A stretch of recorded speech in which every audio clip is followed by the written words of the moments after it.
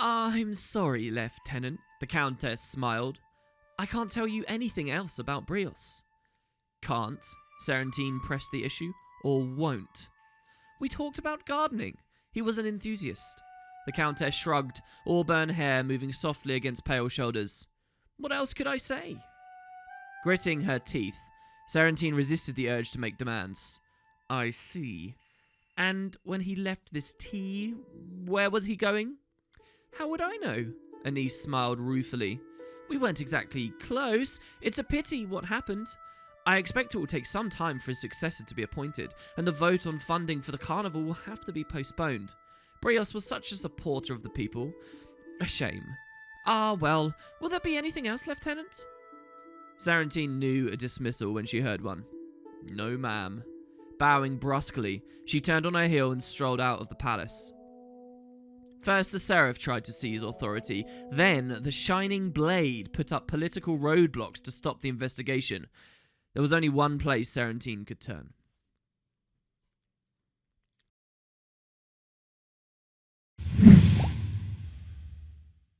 Continuing on with Deborah here today. We're still diving into her backstory. Now, a successful and well-included member of the Seraph. She's shirking some of her early duties here to respond to a mysterious mail, which seems to have something to do with our unknown lost parents. So the story so far is this. We grew up in an orphanage with a younger brother. Both of us were orphaned and put away. Eventually, we got adopted by some new people who we love very dearly. We developed a life among the common people with Petra and Andrew. Kind of grew a little bit estranged from our brother as our lives went separate ways. He remained at the orphanage, you know, much younger than us. And then we had all the stuff that happened very recently as we become a bit of a hero. We've joined the Seraph. We care about protecting the commoners. And now we hear a mystery mail about our true bloodline. What could this all be about? Well, the story starts right here outside the headquarters with voices from the past. So let's see what we've got here. Going to be changing up a couple more skills and seeing some new things. And what a cool location and setting for this story step, by the way, guys. The garden. It seems we're actually going to be meeting in a kind of a clandestine way at night here. Look at how great the palace looks with all the windows lit up here in the dark. So cool. And you get some really curious things to check out here specifically in this instance. So let's change our stuff. We've got Scepter Shield so far. And the Seraph Shield is awesome, right? As you equip it, it actually has this top bit that comes down and shields your face. All the gear you're seeing I'm wearing right now is really expensive. This is tier 3 cultural weapons, which costs crazy amounts of karma. And it's tier 3 armor as well for humans, which costs crazy amounts of gold. So just really expensive. We kind of skipped to some of the great stuff at the end. We've already seen those, so let's swap this shield off to another offhand. Guardian does get quite a few. Another one is a magically inclined one, and that's Focus. So we now have Scepter Focus, but it's going to be very different to how Elementalist uses it. We get 2 skills, the Ray of Judgment and the Shield of Wrath. Alright, so anyway, who are you? Informant. Hi. Are you leading me on a wild goose chase? What's all this about?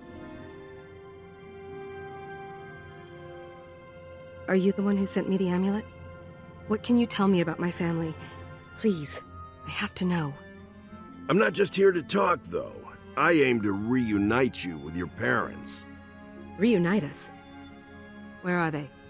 Why haven't they looked for me sooner? Oh, don't be like that. I came a long way to find you, you know. And I'm sure they'll explain everything when you meet them. In the mists! Attack! In the mist? You're gonna try and kill me? Time to die, hero. Excuse me? So that informant just stealthed, and behind us we get jumped! Look at this undercover assassin. So the story's gone up a bit now. It's level 20 story, and we're all in level 20 gear, so they're actually going to be a little bit more dangerous now. He just disappeared? Hold on, so he wants to reunite us in the mists. That doesn't sound too good. Hold fast, stranger. The Shining Blade is here. The Blade? You mean like Anise and so? Ah, you're kidding, right? So, the Shining Blade are coming to our defense. Why? Well, who knows? We are just kind of a random common Seraph soldier. Sure, we might have the ear of Logan a bit and we've met Anise, but why would the Blade care that much about us? Looking at the skills, we have Ray of Judgment. So what it does, this got recently updated in 2018. So watch. As I cast, it creates this beam of light that coalesces on our opponent and just keeps damaging them over time. Look at that. while I could get to use other abilities. So it keeps ticking and ticking and ticking and ticking and ticking. It hits them 9 times. Every 3/4 of a second, they get hit again and again and again. And we can cast it from really far away. So pretty cool skill, and similar to the Guild Wars 1 version, though not really. The Guild Wars 1 version was this big elite. So yeah, that's Ray of Judgment. And then finally we have... Oh, I'll show you the shield on the next wave. Is that all? Our blades are still thirsty. Oh, I love this. Shining Blade fighting alongside Seraph. It's badass. Hold fast here. These filthy dogs run in packs. How can they attack us right in the middle of the upper city like this? This is ludicrous. So the other one's Shield of Wrath. So what it does, we cast it and we get this shield here, right? And that's blocking, blocking, blocking, blocking, blocking, blocking. It does 5 blocks. It's like 5 times Aegis all at once.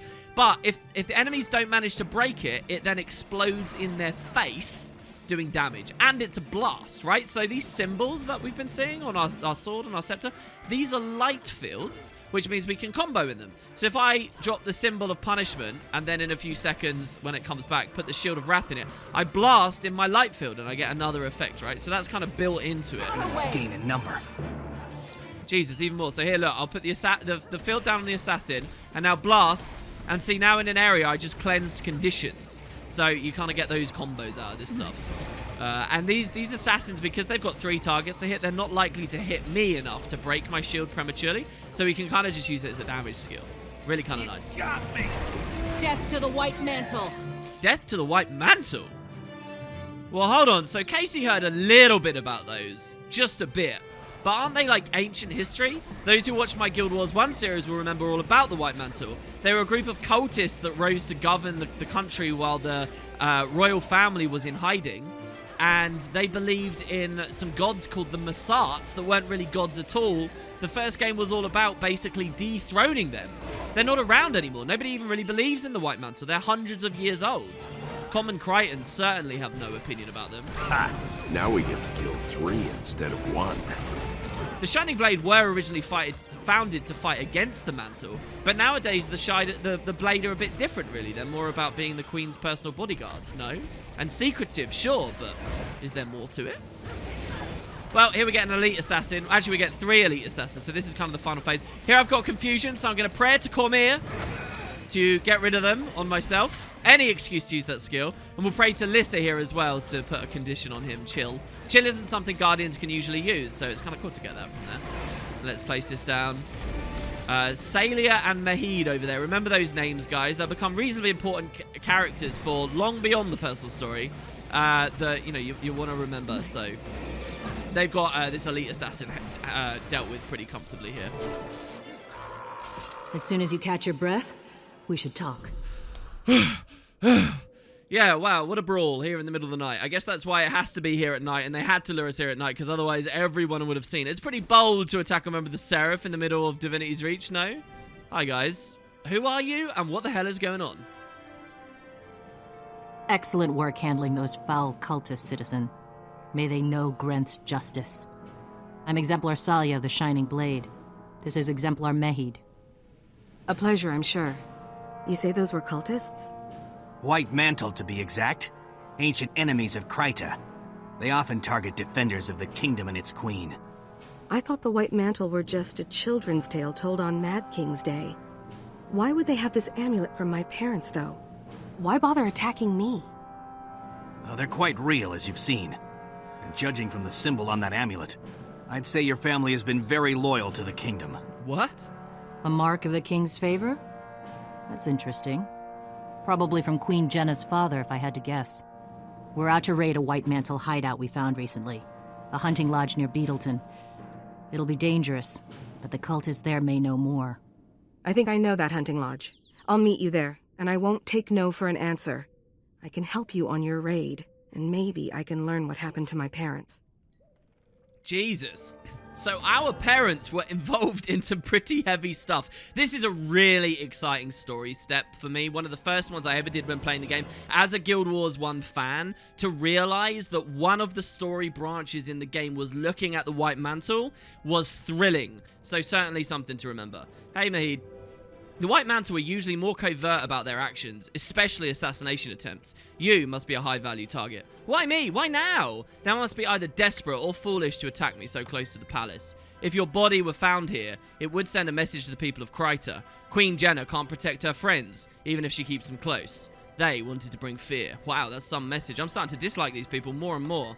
Look at it this way. If the White Mantle is your enemy, then the Shining Blade is your friend. We'll help you uncover the truth. Oh, I don't know whether I can trust you, though. There's so much subterfuge going on. Who are the White Mantle? Why do you hate them so much? The White Mantle once gripped Kryta with an iron fist. They lied to the populace to keep them subservient and nearly eradicated the royal line. Their followers did terrible things. And so, yeah, this is 250 years ago. It's all prophecy storyline. That sounds horrible.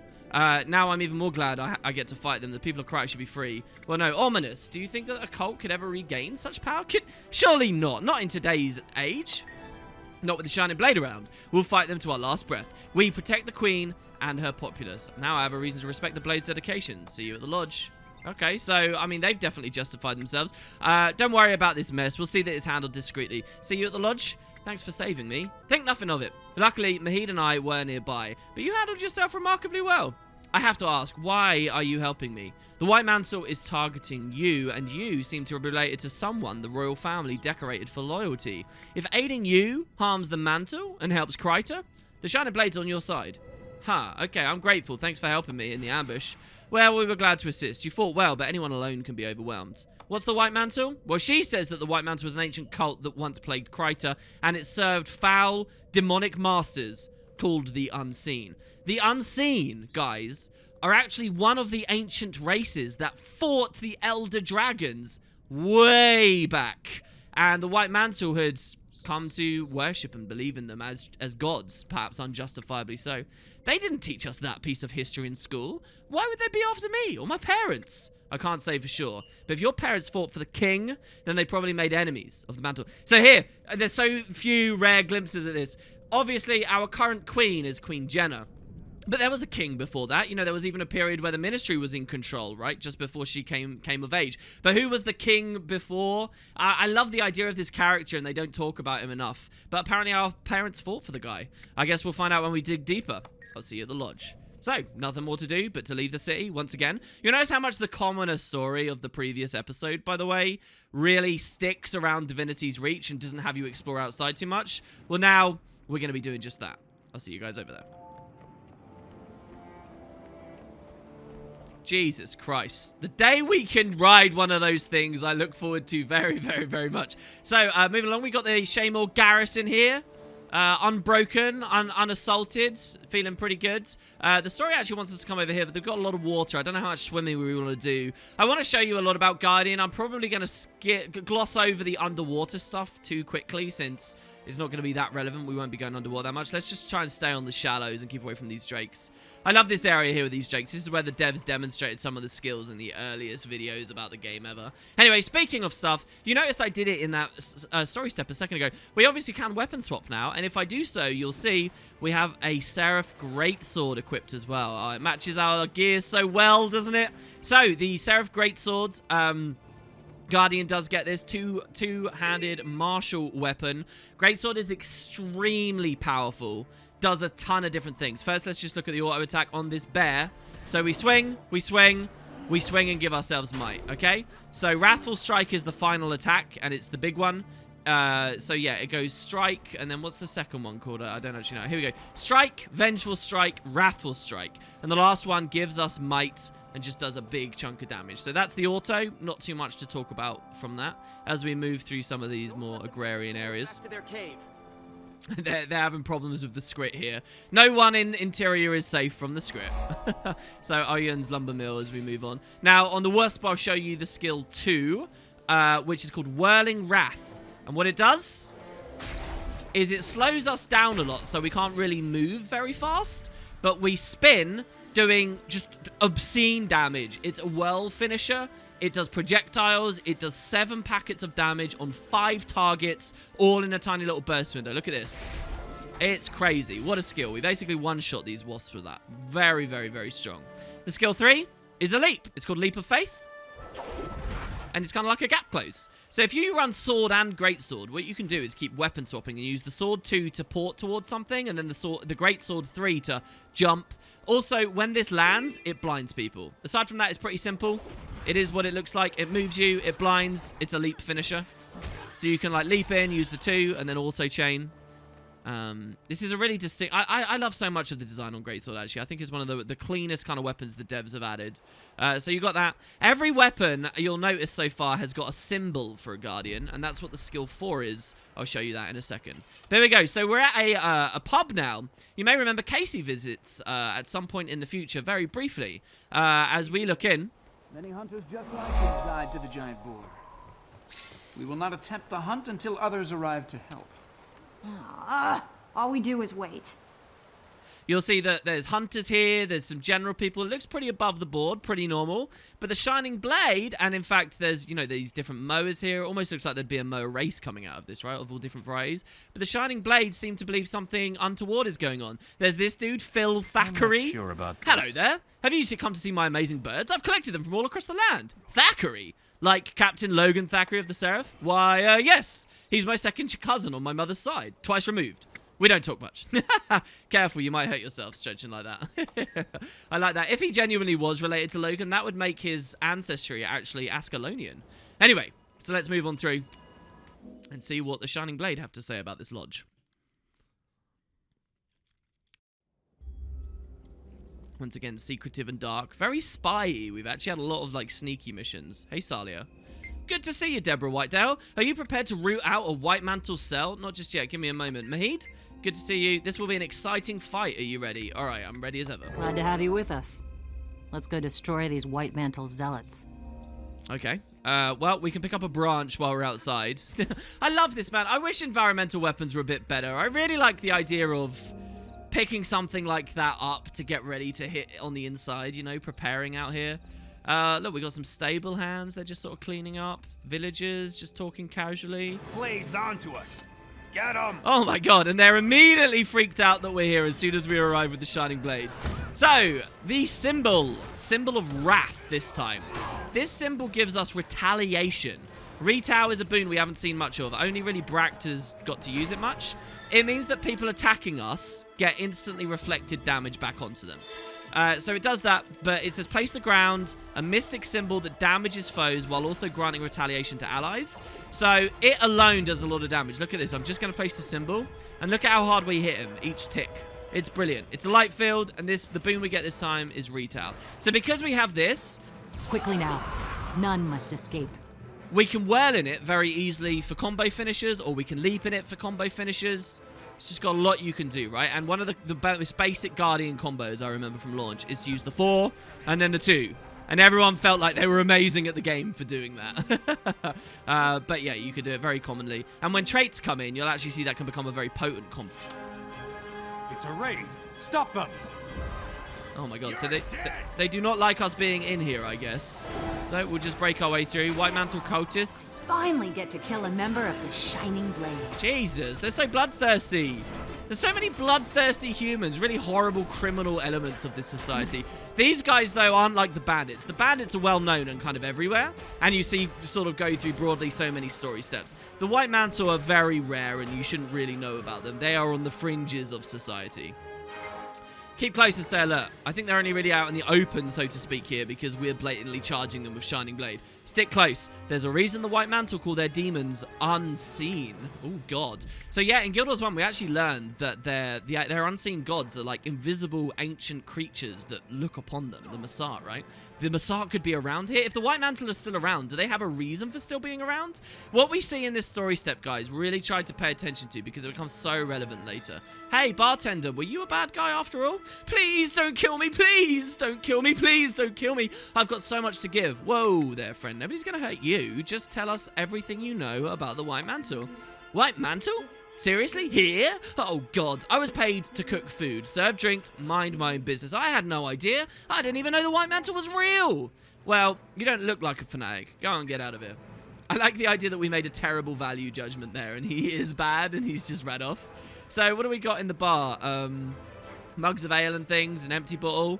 The devs actually had an idea for a mini, like, competitive activity mini game that players could play called Bar Brawl when the game was coming out, where you'd go into a bar and smash stuff up and use lots of environmental weapons. And I think this story step is somewhat trying to emulate what that was going to do. Like, you get these cool abilities. We could take a swing with a bottle or smash it on someone or throw it.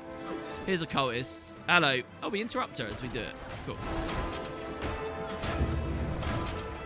I'm going to get you. Yeah, I'm sure you are going to get me while you're down there. You can't escape my righteous guardian light. I warned you. Okay. And how does this relate to Deborah's backstory? And Casey's backstory? I suppose we'll try and climb up. We just got to clear the lodge of all the cultists as best we can right now. Moving up along here. Spent a lot of time in taverns. Help me hold them off. Okay. And look, because just so much of what we do is AoE, it's just really easy to break through people. Take me. Okay, so, it's a bit less intense. What have we got in here? A guy with a servant? Are you okay, miss? Stay there! Don't come any closer. I swear if you do, I'll kill her. Okay, wait. This is between you and me. Let the girl go. Or we can say, hey, relax. I just want to talk. Then you can go. We can use our charm. Or we can try not to use one of our personality options. Just say, take it easy. You don't have to hurt anyone. I think this is actually a rare instance where what we choose will actually affect this. So I'm going to say, take it easy. You don't have to hurt anyone. I don't believe you. You're with them. The blade. Now, you either let me out of here or this girl dies. Okay, so we get a lot of icons. Take a deep breath and think about what you're doing. Will take us back a step. Let the girl go. And you get out of here, but you'd better not stop running until you're halfway to Ratsum. Do we want to let him run? Here's another option. You die. No sudden moves, buddy. Let me talk to my friends and we'll make you a deal. Oh my god, can I speak to my friends? Whoa, I've never actually done this. The Queen asked us to protect her people, all of them. Do what you think is best, Deborah. Oh my god, this is your decision, Hero of Shamer. Do what you think. Okay, so that's why I've never done it, because it's not actually an option. All right, now he's back. That's cool, though, that I get to consult with them, though.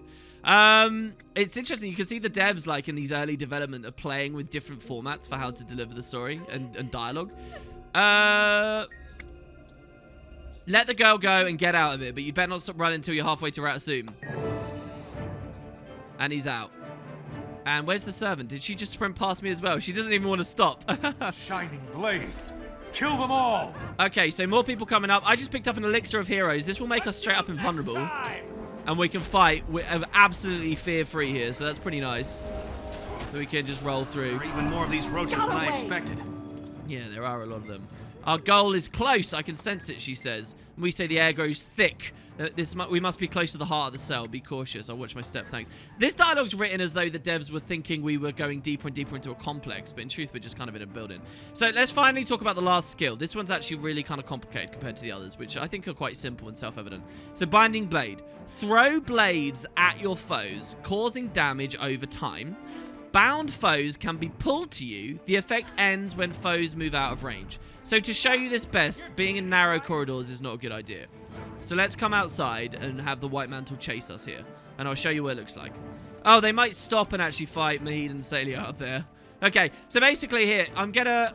Oh no, we'll demo it later. It's just not gonna be demoable in these tight rooms here. Alright, down they go. That's all of them, isn't it? No. Oh, here we go. We can demo it here. So there's a cultist over there. I'm going to use the 5, and you'll see we spin, and we throw an ethereal blade, and you see it's there now for the next 10 seconds doing damage. But if I can double tap my skill, I can pull the cultist all the way over to me. She died in the middle of it, unfortunately, from just the power of it. So it's a skill you can tether onto people to do damage over time, or... You know, you can use it as a CC, break bars and stuff like that. So there's kind of 2 components to it. There's more you can talk about that skill as well, right? So, like... Keep them away from the basement. So, like, if I stand inside one White Mantle here... Someone get over here and help me! And I use the 5, it will try and send blades out to everyone, but they'll all hit the guy closest to me. And I'll hit him a ton of times in a row. And you can do, like, loads of damage like that. So, there's lots of little intricate nuances to Guardian Greatsword 5 that you can think about. Okay, cool. Talia herself is a Guardian and is doing a lot of cool stuff. Higher level Guardian stuff we haven't seen yet. Here's another elixir in the kitchen. Look at how detailed it is in here. We could actually translate to what's on those pots and jugs and things. Anyone in the comments does that, I will be so happy. What do the jugs say, I wonder? Anyway, so yeah, we'll take this invulnerability. And here, in the open world, you can't do what I'm about to do. This door is impossible to open in the open world. And so Casey would never have seen this. However, we can open and find something quite extraordinary. And in fact, I think if you go back to an early enough episode, you will see I'm hinting at going behind this door. And here we are, guys. Finally, a flimsy lock secures this door. One good kick might break it. Kick the door hard, and it opens up. So we go through these narrow rooms. Competent idiot. Someone Failing's help not me! enough. You have to lead the shining blade right to us? It wasn't me, but I'll make sure they don't live to tell the tale. Attack! So, over there we got two pretty profound NPCs. Happy to meet you, hero. Happier to kill you. First is the informant who tried to kill us at the start of this video. And second is a woman called Confessor Ethel.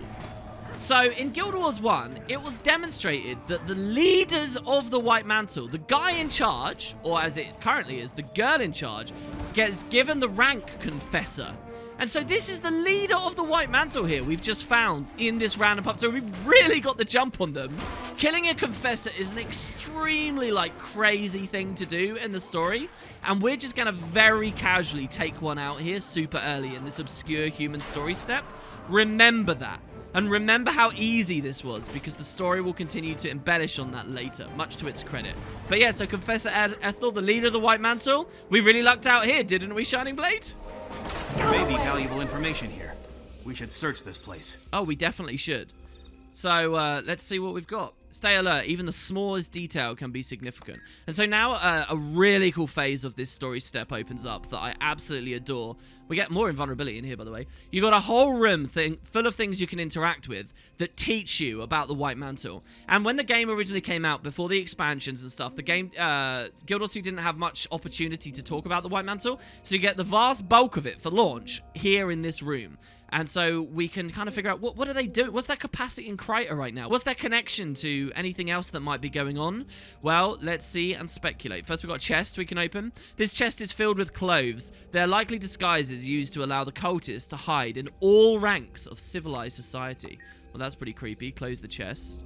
We've got a bookcase here.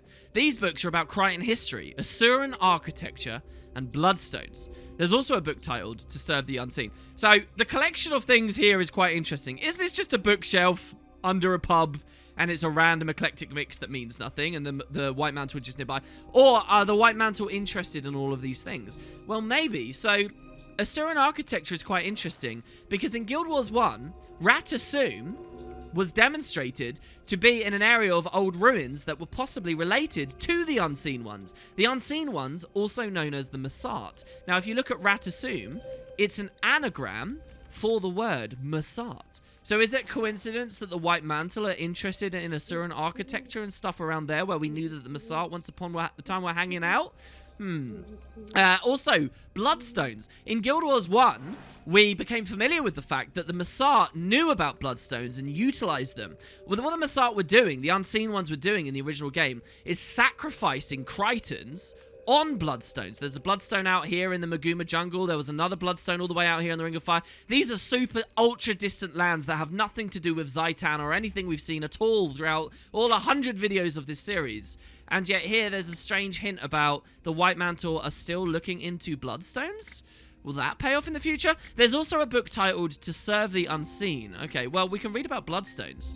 The book describes how the gods of Tyria imbued the bloodstone with magic, then broke it into pieces. Who controls a bloodstone controls magic itself. So this is the story that we've been dealing with recently in Ore.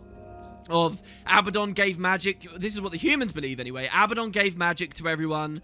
There was chaos. King Doric went on his trek. Magic was taken away. They sealed it into a bloodstone. And one of the shards, landed in the Maguma jungle. The Unseen knew about it. What is the truth of all these things? Well, answers do lie in waiting, guys. Especially as we come into the last phases of the game. Bookcase. These books are about Krytan history, Asuran architecture, and bloodstones. There's a book. So here we can read about Asuran architecture. The book is full of arcane equations that make no sense. Or maybe you're holding it upside down. Put the book away. I like how we can't actually do this story as an Asura. I mean, you can play it co-op with an Asura friend, but he'll never be able to read it, right? I like how that kind of solves itself. Also, Salia here just, like, pondering at the bookshelf is really cool. Alright, so we got that. We got, you know, a table and chairs, lots of food and things. I kind of want to Elder Scrolls style pick all this stuff up here. And here's the other bookcase. So in this one, we get to read about the history of Kryta. Long ago, Kryta was ruled by the White Mantle, worshippers of unseen gods. The revelation that these creatures were merely demons caused an uprising against them, and the populace, led by the Shining Blade, broke the White Mantle's power. As the White Mantle's power crumbled, Queen Salma rose to the throne of Kryta. The Shining Blade became the royal house's eternal protectors, ever vigilant against the unseen. So, yeah, that's a very brief history on why the Shining Blade are invested in their downfall. What I find really cool is that these humans have written this book, right? And they describe the unseen ones as demons. Demons within Guild Wars lore, as I've said before, is actually the idea of things from the mists, right? That's what we would classify as a demon as far as Guild Wars is concerned. And so the humans think of these as things from the mist, which might not be true because they're a super ancient race. They're like native to Tyrion, more native maybe even than humans are. But at the same time, the unseen ones did seem to be able to interact with the mists in some cool ways, which might confuse you all watching this video right now, but again, don't worry, answers lie in waiting and soon enough, okay? So, yeah, I love that term demon there to describe them. Here we have a paper-covered desk. I'll leave that one for last. Here we've got a table with a globe on it. More paper is scattered on the table, covered in writing that seems mostly code. These might be worth further study by the Shining Blade, but by themselves, they reveal nothing, okay? There's a desk. This desk is nearly empty. It's filled with old writing utensils and empty ink pots. I love how immersive this is. I wish every little room of every area of the entire MMO allowed me to interact like this. Like, that's like one thing that I always have respected about RuneScape as an MMO. It's been able to do that. Obviously, it's totally unfeasible and crazy to ask ArenaNet for. These books. Here we can read a strange book. Oh, okay, so hold on. Which is the thing that's going to progress the story? I don't know. Okay, that's definitely going to progress the story. So let's read the strange book here. This book is scribbled in a code of squiggles and strange drawings, the ravings of a madman. Amidst the gibberish, the words, "eyes that watch all," are written over and over. So is this insanity completely unfounded?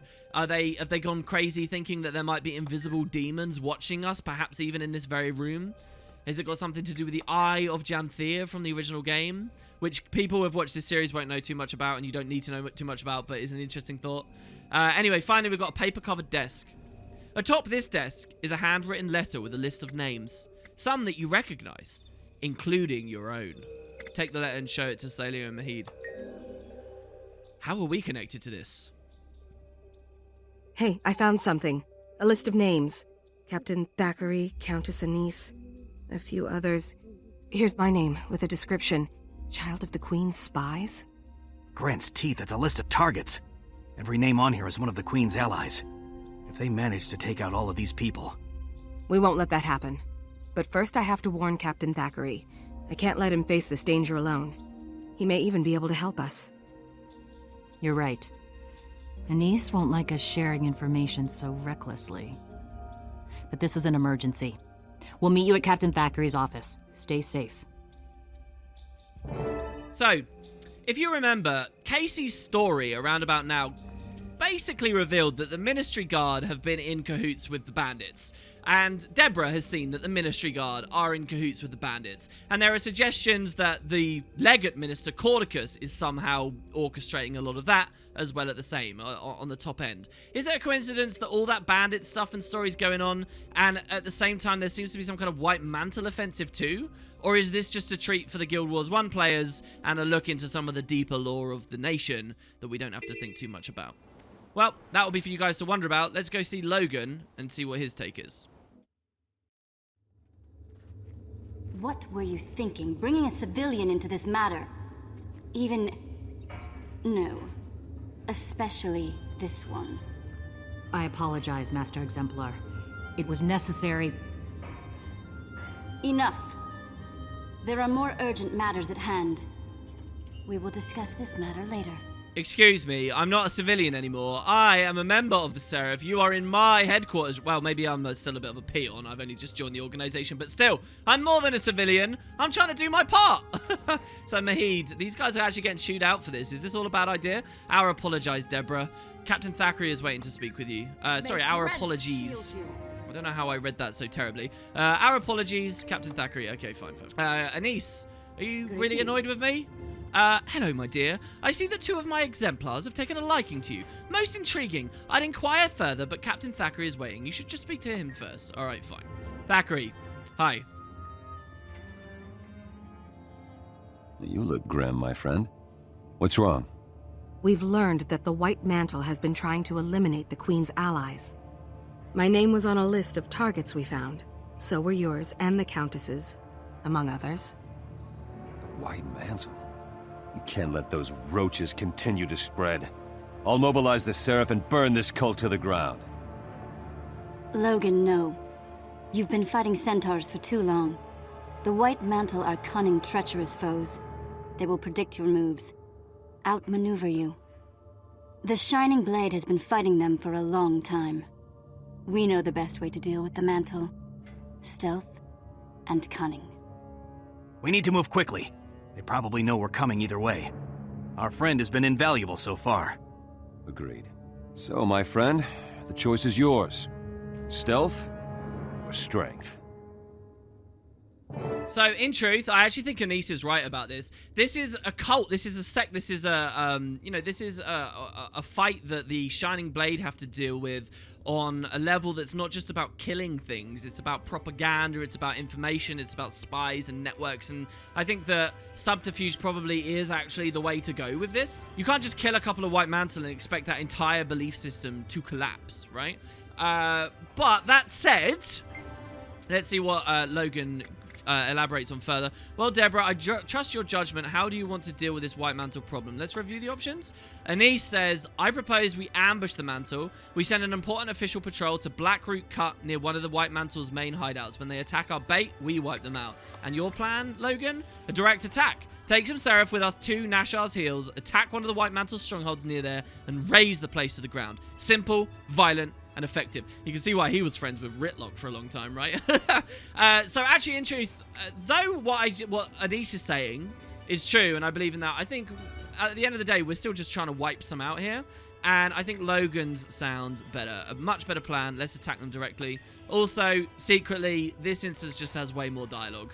You'd expect the sneaky one to have more, but no, actually, this one is more fleshed out, so we'll do this. Done. I'll meet you outside the camp here in Nashar's Hills. Exemplar, Salia, and Mahid will be there as well. They've been in on this one from the start, so it's only fair that you let them see it through. Understood. I'll see you there.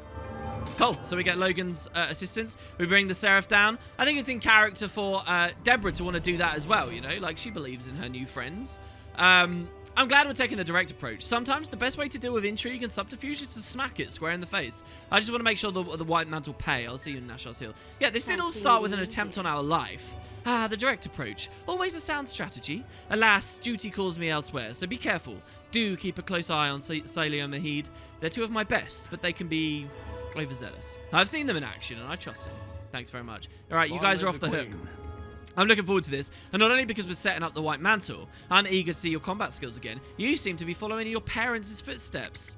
Was Countess Anise angry at you for including me in your plans? The Countess was displeased that we've risked a civilian in our duties, but she understood the need. She'd forgive us. Don't give it another thought. Did you learn anything about my parents? Nothing new. Mahid and I plan to do research for you in the Shining Blade archives as soon as possible. If your parents worked for the king, we'll surely find something. So, here's an interesting thought, guys. The Ministry Guard have a presence, the Seraph have their big headquarters. Where are the Shining Blade really based from? Where are these archives? Well, there is a hidden place. It's just we're not allowed to go there. Does the Shining Blade usually collaborate with the Seraph on this scale? It is unusual, but not unprecedented. We have knowledge about the White Mantle and their tactics. The Seraph have manpower. Since our goals overlap, it's only natural to pool our efforts. Okay, so I'll see you there. May Grenth shield you. I think it would have been really cool, to be honest, if the Ministry Guard got in on this a little bit as well, but they're missing from this story. Perhaps suspiciously so? Or perhaps just because they're kind of painted as very shady through the story and the devs didn't want to confuse that for people who picked this this specific outcome. All right, so we're going to go to the hideout. And it's actually pretty far away, down in Caracas. See you guys there. Moving along here through God's Lost Swamp. How about we look at another weapon? So here I've just equipped that staff we got as a story reward. This is the Avenger's Staff. Once again, two-handed for the Guardian. But instead of being martial and melee, as the Greatsword was, we're now looking at a caster ranged weapon. This one's extremely supportive. Again, went through some pretty big overhauls in the most recent years. So if you guys are super veteran players of Guild Wars 2 watching this, you might not recognize what I'm about to talk to you about, because it changed a lot. We find the Lion Guard here as we actually hit the Lion's Road and move into Caracas. Right as we enter, you'll notice... Well, first of all, I want to walk ahead and get this waypoint. And then the story step will be right there amongst these bandits near the trees. Alright, there we go. So it just unlocked. The animation didn't trigger. I guess we just had to move a little bit. And yeah, the Starburst is here, so let's not wait and we'll get into some of these staff skills. The auto attack is 3 skills: Bolt of Wrath, Searing Light, and Seeking Judgment. You'll notice everybody's charging through. Now, I think we can chain through it. Here we go, like so. So if you look, it's this really ridiculously long-range thing where we send orbs out a bit like Scepter. But these orbs go further and move slower. And they have a slightly different component on them in how much damage they do. They hit 3 targets at once instead of just 1 like Scepter does. And yeah, we just kind of roll them out. You'll notice that final one, Seeking Judgment, is really big. And it explodes on contact with 5 targets. So the auto only hits 1 dude. The second one hits 3. And the last one hits 5. So they get increasingly bigger and bigger. So that's the autos. And here, let's go meet the group who's just staring on us kind of weirdly. That'll be really handy for a big attack here, which is what we seem to be planning for. Hey, Logan, Salia, Mahid, everybody's here. Any news? Looks like this combined Seraph Shining Blade strike team is ready to go. We just need somebody to start things off. They abused the memory of my parents and tried to kill me. I want first crack at them. I know you're angry, but we can't alert them to our attack before it begins. Don't discount Raijah's anger so readily, Exemplar. The White Mantle will bolt if they see us. But one angry civilian, especially one they want dead, they'll stay and fight. We'll have a company of guards waiting and trebuchets set to fire. The Seraph will be ready. Trebs? Very well, Captain. We'll play it your way. But as soon as they make a move, we'll be there. Just be ready to move quickly. If you wait too long, there may not be any White Mantle left for you to fight. Well, damn. And they're just running off immediately. So we got 2 rows full of guys. Draw them close and get them distracted. Make them focus on you. The trebuchets will be waiting for your signal. So we got 2 rows full of guys, and these dudes are building a treb. I actually think we saw the animation of it being created here, aiming over there towards where all these people in this these treetops are. So yeah, cool. I don't think we get to speak to anyone. Logan just wants us to draw them close. Great. Brilliant. Well, so we've seen the auto. Here's the skill 2. This is again a Guild Wars 1 skill, Holy Strike. You create a big beam that strikes down on an area, does good damage. It's a blast. And it heals a good amount too. So if I cast this on these guys, I'd actually heal them if they were dying. And that's what it is primarily. It's got really big range on it, so amazing quality of life. You just kind of cast it and burst a heal out on someone. Really traditional healer kind of feeling skill, right? So you could cast it over there, and you cast another one. But it's got a reasonable cooldown, so you have to be cautious. As a blast, it means you can combo with the skill 3, which is our symbol. So the symbol is very similar. You can put it anywhere you like now, though. It's like on Greatsword, it could only be on our sword. It could only be on our scepter. We could put it anywhere we like. Well, this is similar. So we cast it, puts the symbol down. This symbol gives us swiftness. So this is actually really nice. You can put it on your allies and move around faster. Every class wants swiftness. The thing with Guardian is it's actually kind of a slow class in a lot of ways. And so this is always something that people have liked about stuff, that you can keep moving quickly with the swiftness on it. You can stand in the symbol for as long as possible to stack the duration up. So there we got 15 seconds, and now we can move on until the regular cooldown comes back, you see. But as a symbol, once again, it's a light field, so you can do your classic combo. Here, you see I've still got swiftness, and now I can get it back. You kind of keep permanent swiftness on yourselves as long as you're standing in these. I can use the 2 in it, and it will blast in it. There, I did it a little bit late. There you go, so that's the first 3 skills. Let's start the story a little bit more here. We'll follow your lead, thank you. We're right behind you, thank you. And Logan says... Don't worry, we'll be right over that ridge, waiting to run in on your signal. Just get them to attack, and we'll take care of the rest. All right, I'm ready. They can't bring anything I can't handle. Thanks, Logan. Oh, God. Okay. Why are we the bait? Oh, Jesus. I love the cloth on our armor as we move around. Hello, Inquisitor Torben. And look, he's amongst a ton of bandits. You look lost, citizen. And if you're not lost, you should get lost. You're not welcome here. But I'm selling little Jade Mersat statues. I enchanted the stones so that they weep and wet themselves when you mention Queen Salma. Ooh. Did you say? Hey, everyone. Gather round and listen to this idiot's last words. Just that the Mersat were a bunch of pointy-toed bedwetters. The White Mantle must have been desperate to worship such laughable gods. We'll hang you from a tree and let the birds strip you down to the bare bones one peck at a time. Good to know. It makes what I'm about to do even more satisfying. Go! Go! Go! We're under attack. Seraph and Shining Blade. Kill them all. Oh, they all get trebbed down. There's so much amazing about the start of this instance. That comment about the birds pecking at us, the Mersat were likened to birds of prey quite often in the original game, or in a couple of places. So I think that's the devs referencing that. The thing about the little jade statues, the Mersat built jade armors for themselves, and so Deborah actually knows about that and is taunting that. That's like some really direct reference to some Guild Wars 1 stuff that I really, really, really love about this instance. And everybody comes charging in, and it's this big epic battle. So let's talk about the skill 4. It's called Empower.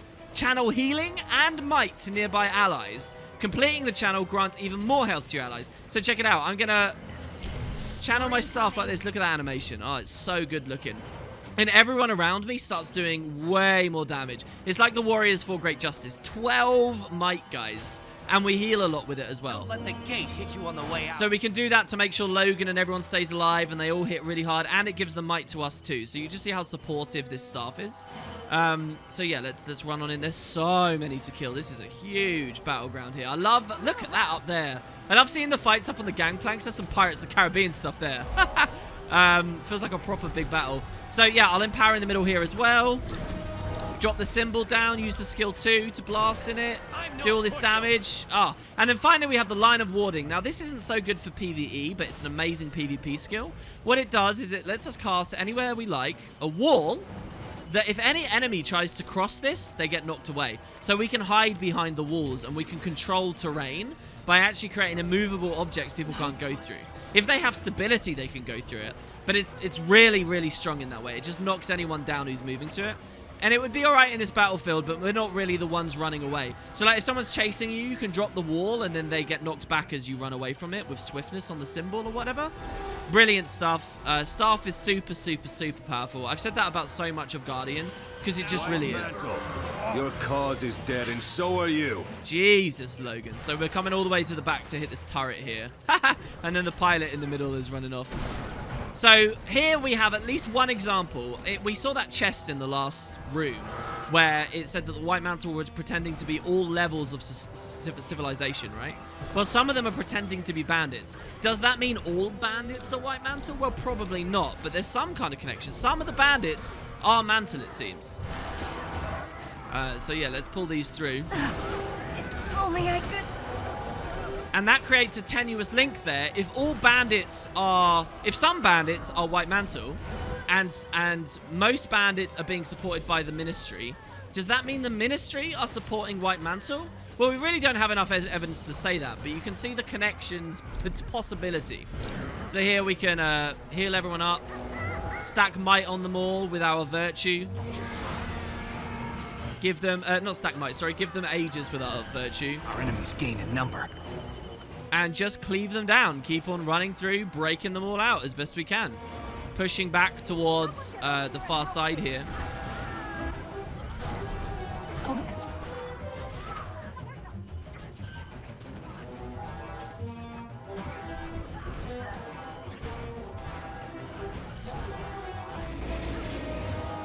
Now, never. Take down their leader! They can't leave here alive! Huh, you're kidding me, right? This was honestly a really good experience, being able to heal up the whole Zerg. It's been very cool. So here's Torben again. All right, let's take him out for good this time. Give everyone Aegis. Put some condies on him with Lissa, sorry. Almost cost Cormier there. You got me. Down you go, Torben. Well done, everyone. But still no answers. Do I have to sift through the ashes of every White Mantle hideout in Kryta to find out what they know about my parents? That shouldn't be necessary. Now that the operation is over, I can tell you the good news. Salia and I found the last known residence of your parents. Really? Can you show me the way? If Countess Anise can spare you for a personal pursuit, that is. Maybe I can find something useful there. After this victory, I'm sure the Countess won't object to us helping you with this. The location is south of the Delanian foothills. We'll meet you there. Go on and good luck. I hope you find what you're looking for. After everything you've done for Kryta, you deserve some good news. Absolutely. So, the offensive is dealt with. No real answers about the White Mantle, except evidence that they still exist and are hiding amongst bandits. But the personal question, what about our parents? Well, we have one more instance to find that out. So, hey, Logan, good work. I'm going to put up a commendation for bravery in my report. Thanks. Look, our career is off to a flying start. Thanks, Logan. I only hope I'm as brave learning about my parents' past. I know you will be. In the time I've worked with you, I've been amazed at your inner strength and dedication. Trust yourself. Thanks, man. Mahid says, your quest to find your parents is inspiring, Deborah. I'm almost as excited as you to find out more.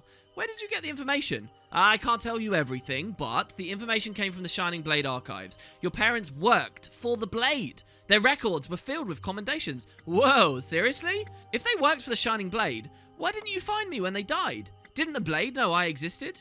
Your parents never told the Shining Blade about you. They wanted to retire and have normal lives. The Blade respected that and never checked in. Oh, it's all a big mess. Imagine how different my life might have been if we'd grown up together. I might be a Shining Blade like you and Salia. I would have liked seeing you grow up. As a kid, I mean. You know, friends. Me too. Thanks for the information, Mead.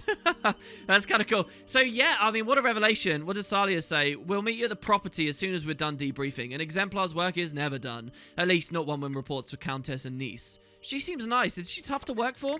Anise is made of stronger stuff than most people would believe. Still, she's hard but fair. Just don't test her temper. So you notice in this storyline here, we don't actually get to interact with Anise that much. And I think that's the way it should really be, to be honest. Because she is so high and so close to the Queen, you'd expect so much. Of course, if you grow up with a sense of nobility about you, as, I don't know, you get adopted by nobles, and then that's sort of your place in society, you see a lot more of Anise. But I like how, even though we don't see her much here through these story steps, we get a lot of her character development just via those close to her.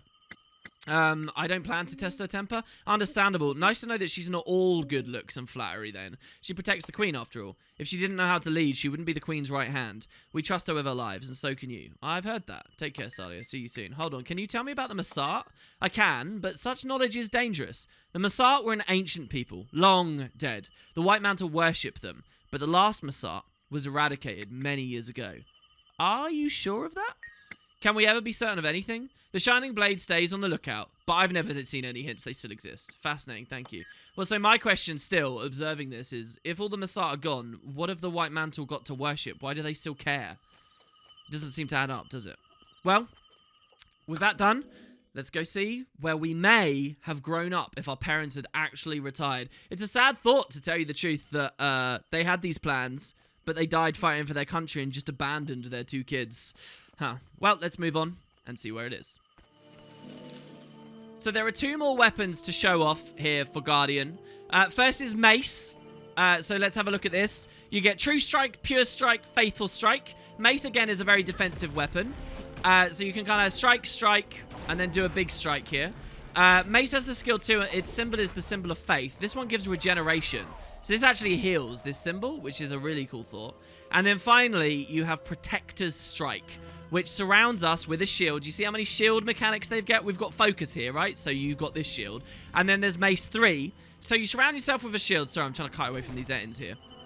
And if you're attacked during it, you strike around you and hit back. So watch, right? We're going to put our mace out in front of us, like so. And then when an Etin hits us, if they do it in time... No, they took so long to attack that we stopped blocking, and then they got an amazing CC. Oh no, they're getting us multiple times in a row. These Etins are actually quite dangerous. Luckily, we can use this and block. Right, so I'll show you again. Basically, we block during that period of time, and if they attack us in the middle of it, which they should if they have any speed about them, there you go. We block and we strike them back. Also, delivering Aegis around us. So, it's actually kind of like a double block, right? So, that's Mace. Again, very, very defensive. Nice tanky. It's main hand. You can combo it with shield or focus. Both have their own defensive stuff. So, yeah, pretty cool. These Etins are really actually quite dangerous. This is the first time we actually have to pray to Dwayne here to actually heal ourselves up. So, we can knock these down. Do a dodge. These Etins are only level 16. And there you go. We can regenerate. So, that's Mace. And then the final weapon for Guardian... Actually, this isn't the final weapon. I forgot about Torch while recording this video. But don't worry, next episode we'll look at Torch. To show off is the hammer. Well, not including underwater stuff. Hammer, once again, I don't actually have the Seraph hammer, so we've got a nice basic looking one here. And we'll utilize this in the final instance of Chapter 2, Ashes of the Past. So there's actually a beautiful moment earlier in the series where Casey wandered down this road and wandered past this house, not to know the truth behind it. Hey, Celia. Mahid. Oh, I like how they, like, salute to us. They're cool. Is this the place? I'm eager to get started. It is. Watch your step, though. When we scouted around earlier, it looked like someone or something may have moved in. Countess Anise asked us not to say more than necessary, as this is technically a royal matter. But I think you deserve what truth we can give you. Your parents were spies for the last king of Kryta, Jenna's father. They helped track and destroy White Mantle's cells, saving many lives in the process. And this was their house? Yes. The last message on file from your parents states that they feared White Mantle cultists had discovered their secret. They were planning to flee. The Shining Blade lost contact with them after that. Either they fled to safety or... Either way, I have to know. Let's go inside. If there are clues to be found, we'll find them here. So it dawns on me now that they could be alive! I'd always just assumed that they died or something, you know, horrible would happen to them in defense of the nation. But if they just lost contact, is there hope? We should keep looking for clues about your parents. You're right, I'll keep looking. Okay, so let's see what we've got. I see Etin signs everywhere, but no Etins. Oh, you can track Etins around? Really? That's cool. I love the sound of the owls here. There's so much nighttime stuff here for Deborah's story. Something's definitely not right here. Where are the Etins? Oh god, you're really putting me on edge now. I've got this hammer, but I don't know what more we can do. There's a rabbit nearby, a sheep, a ram. They're not going to attack us, are they? We're under attack! There they are! I knew Etins couldn't stay hidden for long. Oh my god, they're behind us as well. Alright, okay, so, Etins. How do we kill them with a hammer? Well, the auto-attack hammer is very slow and very big damage, okay? Hammer swing, hammer bash, and then symbol of protection. So the symbol on hammer is actually on the auto-attack, right? So I'm going to keep autoing here. I'm going to try and stay away because they'll knock us down. So here you can see that I place this down. And the boon from this one is prop. So if all you do is auto, you actually provide massive support via protection to people. If you can give yourself quickness, then you can maintain it really comfortably. So it's a huge auto attack chain. Really, really badass. The skill 2 is Mighty Blow. Mighty Blow is just a single, massive, enormous hit. Celia and Mahid have already gone down. So here, I'll show you. Boom! We slap them down, and it does a ton of damage, okay? Cools down pretty quickly, but it's like a very slow lock-in that you can't dodge while you're doing. So if you're going to commit to it, do it big. It's a blast as well. So if you auto-chain until you get the symbol, then you could blast in it immediately afterwards. I'm going to heal here. So that's the 2. The 3 is a ranged ability that immobes. So you can immobilize someone with the 3, and then use the hammer and spank them down. So there you go. And we'll clear out this next set, and I'll talk about the 4 and the 5 in a second. So yeah, I really like hammer. It's especially fun in PvP. There's a very good PvP build that runs hammer as I make this video at the very least. And it's pretty cool. So there we go. All right, Jesus. Well, at least these two managed to tank some of the initial hits, and we didn't get knocked down in any way. Let's pick them back up. Hey guys, sorry about this. I know that this is a personal errand. Please don't get too hurt. It's all right. Deborah the Guardian is here. She'll help you out. All right, so yeah, we should keep searching for clues. Fine. Ambushed by Etins on the road. Anything else going on? Well, here's the homestead. This is our home, or could have been our home. It's pretty messed up though, eh? Doesn't look very good. And they said something might have moved in. Well, it looks like spiders have moved in. Looks like it's pretty infested. Lovely. All right, well, let's cleave these guys out and pick up this broken plank. Let's use this against some spiders. Don't let the gate hit you on the way out. Coming up. There's no need to talk to spiders, friend. So there you go. We got that. All right, and now let's talk about the skill 4. Skill 4 is amazing. It's called Banish. And as far as the launch game was concerned, this was one of the biggest, like, CC skills in the game. Watch. I swing my hammer back. Boom.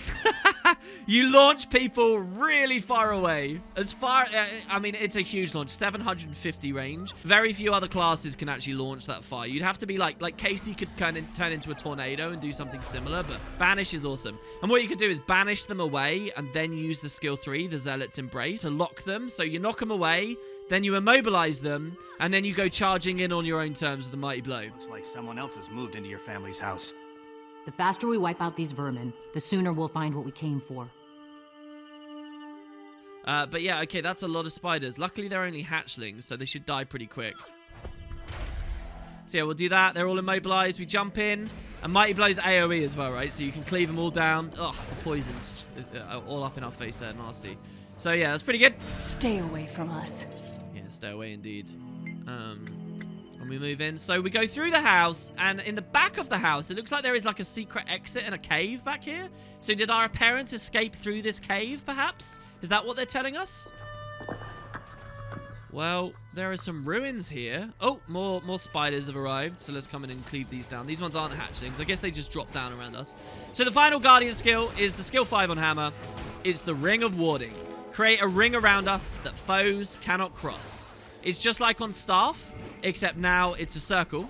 You remember Necromancer's kind of got a skill a bit like this now, but instead of a fear, this one's actually like a hard CC, and it's its own light field as well. So on Hammer, you actually get 2. And yeah, in PvE, it's not going to be so good. Hit you on the way out. But what you can do is cast this, and they're locked in next to you, and then when they try and run away, they get knocked down by the ring, and that's when you time your Mighty Blow, and you blow them up with that. And that's a pretty solid combo to do also. All right, what is this? Mom, Dad, I don't suppose you're living here? Oh my god, and we get a cave spider. This is pretty interesting because very early in the story, this is actually classified as a champion. So this is Deborah's first break bar she has to deal with. We can get through it quite comfortably with Hammer because we have an Immobilize, which drains it down, and then we have Banish, which drains it too. And if we can kite it through the Ring of Warden, we'd be able to hurt it even more. Anyway, it's ran away and summoned some hatchlings. So we have to kill these at this phase. Then it reappears. And here, I'm going to try and keep the immob on it as much as possible. It's immobilized us. I suppose we could have cleansed that by praying to Cormier there. So here, let's drop the ring and see if we can kite it into it. I'll do my weapon swap here, which will put immob out. And try and keep the break bar down. I guess we'll just have to damage it. Here we go. We'll just kill it. Stay away from us. Oh, man. I love the spider animations. They're so creepy. Look at that thing. And the little dead eyes staring back at us. All right. Oh, dear. What is this? 2 gravestones? Investigate the family graveyard, it says. The name on this headstone has been obscured by time and the elements, but the epitaph is legible. Examine. The inscription reads, 3 joys gave his life meaning. His wife, his country, and above all, his child. May the gods bless and protect our beloved Deborah Whitedale. So I'm going to assume that this was written and he died before he realized about his second child. Let's say that. Say a prayer. I don't know if that actually gives us a buff. But so yeah, our father is dead. And here the name on this headstone has been obscured. This inscription reads, cherished wife, devoted mother, loyal servant of Kryta. Our life's labor was to make a better world for the children to live in. May our beloved Deborah Whitedale find it so. Say a prayer. So they did, unfortunately, meet their end. It seems the White Mantle found your parents after all. I'm so sorry. I'd always hoped my parents were still out there, waiting to find me. That's, a hard dream to give up. But at least now I know. They gave their lives to defend Kryta against one of its oldest, greatest enemies. I'm sure they'd be proud of you.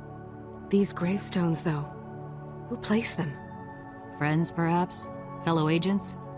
We may never know. It was likely the same people who rescued you and took you to safety in Divinity's Reach. I want to thank you both for finding this place, and for telling me as much as you could. All my life I've wondered, and now I finally have peace. My friend, this was never just another mission. Helping you with this has been our pleasure, believe me. We'll meet again. I'm sure of it.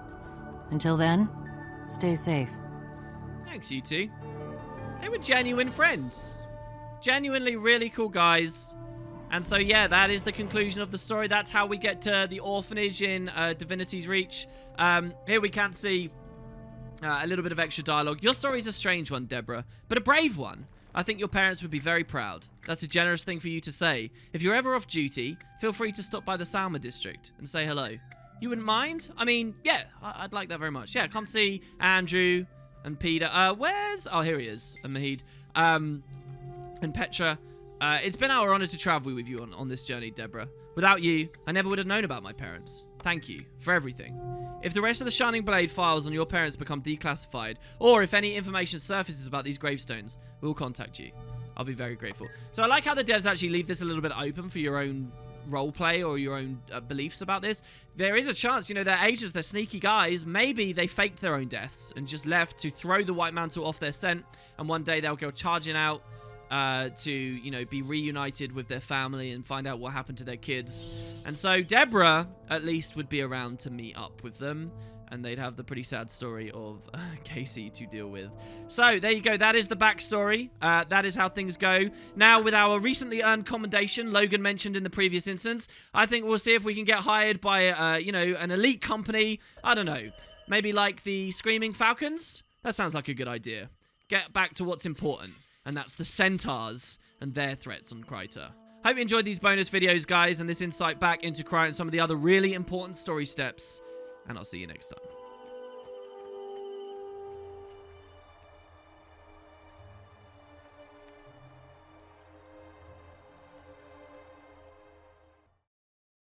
Kneeling, Lieutenant Serentine placed her warhammer on the ground. Thank you for seeing me, sir. Rise, Serentine. His voice held the wisdom of many years, bolstered by the strength of solemnity. Tell me, guardswoman, how can I help you? Legate Minister Caracas frowned in gentle concern. I don't know where else to turn, sir. A minister has been murdered, and it seems as if the Queen herself is hampering my investigation. Serentine hated saying it, even thinking it, but she knew that she could trust him. I have been ordered to turn the case and all evidence over to Thackeray and his seraph. Ah, Lieutenant. Caracas patted her shoulder gently. It is not our place to question Queen Jenna. Do as you are ordered. I'll make sure the ministers know the guard is not at fault. Without you, it is likely that Brios's murderer will never be discovered or brought to justice. The seraph are incompetent, but the Queen's infatuation for that simple-minded captain blinds her to the country's needs. I will write to Minister Brios's family and see that they have money for their needs. In this time of trials, we must all do we can for one another. Nevertheless, Kryta will win through, as we ever have. Minister Caracas smiled reassuringly. Just leave everything to me.